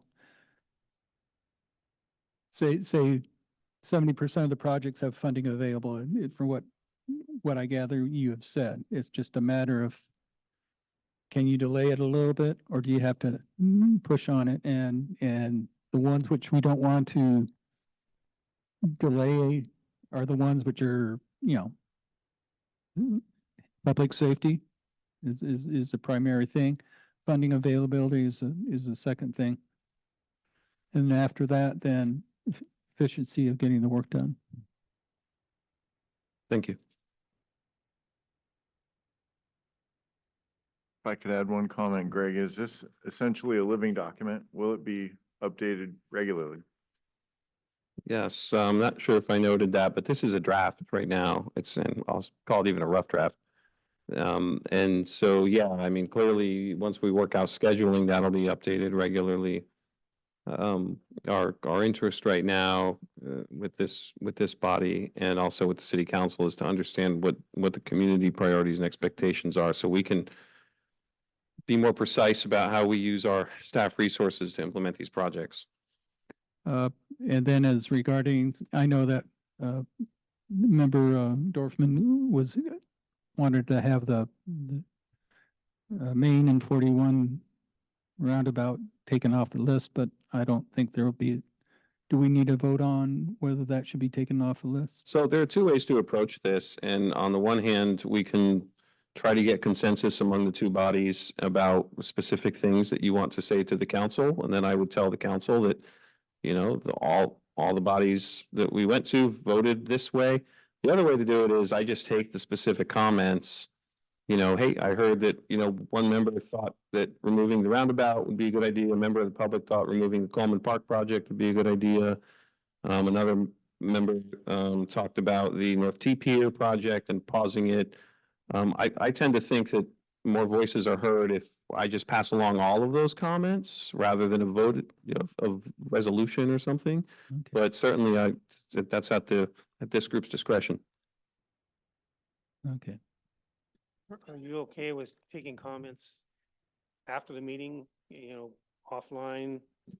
Or was the expectation that we would provide comments on all these items. The expectation is that there would be comments provided at this meeting. I mean, I would entertain, emailed comments this week. But would just ask everyone to keep in mind that, now we're going to work on the next phase of this. And so we sort of need to bring this chapter to a close and move on. If we were to do this as a motion and a vote, would we be doing this as individual bodies or as one collective group? I'm not sure how that vote would work. Emily, when you did CFAC council joint meeting, was there two separate votes? I thought it was one vote. Sorry to say, I was not at that meeting. I don't, I think it'd be cleaner to do two separate votes, but I don't have an I'm not a answer for you. I clerk. Yeah, apologize. I don't know. Yeah. I don't know the legislative, That might be another reason we not have to vote on council it. members here, they could help. But if we're just reviewing and providing feedback, what are we voting on? Well, and that's kind of the question is we don't necessarily need a vote. So typically with the PWAB, we take all the comments and pass those up to council. We don't necessarily look for a vote. We want to respect the fact that different members of the body have different opinions. And just because there was a vote doesn't mean that some of the other opinions aren't valid. So I would just put that out there. But again, if this body wanted to vote, they could. I'm just one person here, but I mean, I'm thinking probably the best thing to do is that if we went back as our individual boards and our individual boards made a vote on the priority list here, saying what should be prioritized back and forth instead of one collective group. And I only say that because I'm not sure what the legislative protocol is at this point that. Well, I guess I would ask, do the individual bodies have an intent to vote on something tonight? My personal opinion is similar to yours, just take the comments we had and go forward. But you may want to separate them. No, I concur with that. I don't think it was agendized for anything other than taking comments the way that has been provided in the feedback, so. Yeah, and I think personally, I'd feel more comfortable before we ever did something like this and set precedent on that we have a little more legal footing to stand on as far as taking a vote out here on something like that for the next time we get together like this. Yeah, I appreciate that. I mean, to be fair, there's no binding decision being made here or being asked of either body tonight. This is feedback for the city council. And so there is a legitimate question about procedure here, but Yeah, as Chair Peck mentioned, we haven't asked staff isn't asking for any decision to be made or even a vote. Again, it's at your discretion if you want to make a vote, but we're really just looking for feedback and we've received that. So now would be a time for additional feedback. And if there's no other additional feedback, unless there's a desire to have a vote, we could just conclude and CFAC is we're meeting next month, are we? Yeah, we're meeting next month. So I think that would probably be a more appropriate time to make those directions to staff with that.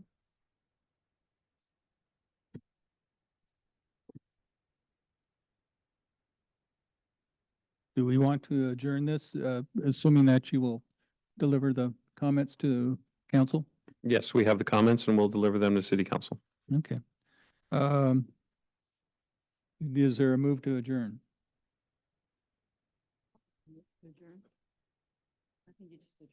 Okay.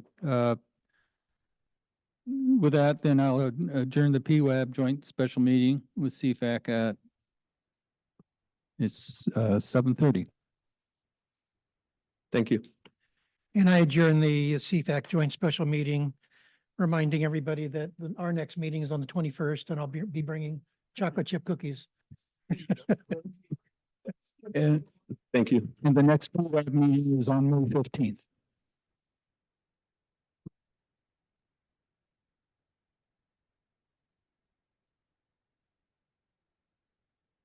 Thank you, everyone, and good night. Thank you, John. Yeah. Nice to meet you. Nice to meet you.